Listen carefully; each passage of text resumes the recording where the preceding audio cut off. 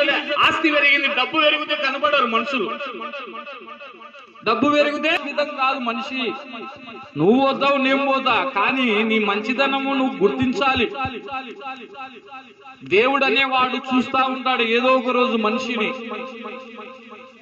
ఒక వ్యక్తికి, ఒక రాజుకు మంచిగా ఆశీర్వదించినాడంట, మనవానికి గర్వాంధుడైనాడంట, గడ్డి తినిపించినాడంట.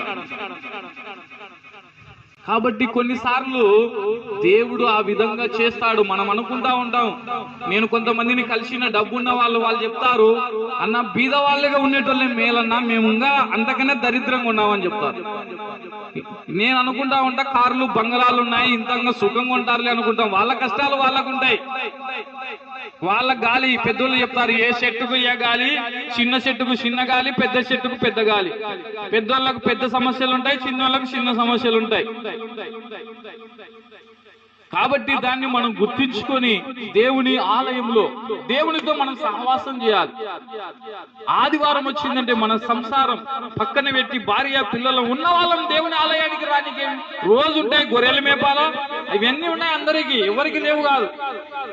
ఒక్క దినము ఒక 2 గంటలే కదా నువ్వు కనపడేది దేవుని ఆలయంలో. ఎన్ని గంటలు ఉంటావు? 10 గంటలకు వచ్చాం, 12 గంటలకు అయిపోయాక ఆ 2 గంటలు గడపడానికి చెట్లు. మనకు దీవెనలు రావాలి అంటే నీవు దేవుని ఆలయానికి రావాలి. కష్టాలు ఉంటాయి, ప్రతి మనిషికి అప్పులు ఉంటాయి. ఒక ఆయన చెప్పినాడు, పెద్ద ఆయన, జబ్బు లేనివాడు లేడు, అప్పు లేనివాడు లేడు అంట ఈ కాలం. చచ్చిపోయినాకంటారు, ఏమన్నా అంత బాగా తిరుగుతుంటే ఈయనకి ఇన్ని అప్పులు ఉంటాయా అంటారు.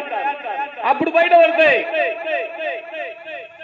ఏమన్నా అంత బాగున్నాడు ఈయనకి జబ్బు ఉంది అంటే అంతే. ఏం చేస్తాం మనకు తెలుసా? కాబట్టి మానవుని యొక్క జీవితంలో అలా జరుగుతూ ఉంటాయి.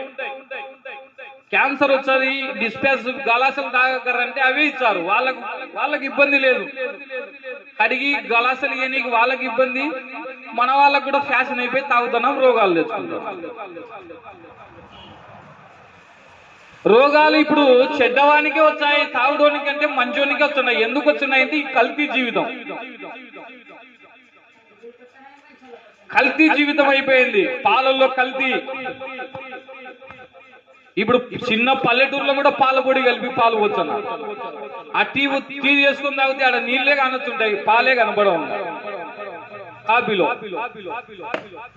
నేను చూస్తుంటా కొన్నిసార్లు మా ఊర్లో కూడా ఎందుకు వేడిగా ఉంటాయి పాలు, చల్లగా ఉండాలా.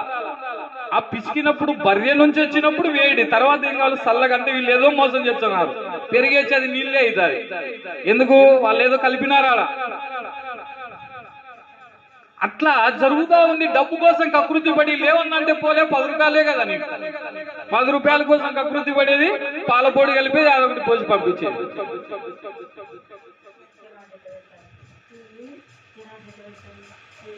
కాబట్టి ఇట్లనే ఒక ఆయన చేసినాడు, నెల్లూరులో చేస్తే వాళ్ళకు రోగాలు వచ్చి హాస్పిటల్లో ఉన్నారంట. ఏమైనారు? రోగాలు వచ్చి ఏంది మేము అబ్బాయి ఏం తాగడం లేదు, రోజు కాపీ తాగుతున్నామని అనుకున్నారంట.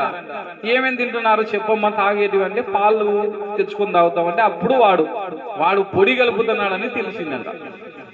వాడు 20 మందికి వచ్చేది 200 మందికి పోయాలంటే కెమికల్ వేసి పాలు వాడే స్వయంగా డబ్బు కోసం అట్లా మోసం.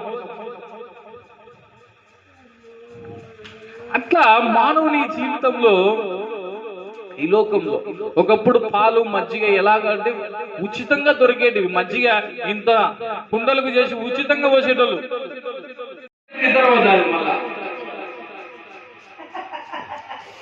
నువ్వు నేర్పియాల్సిన బాధ్యతలు ఇవి.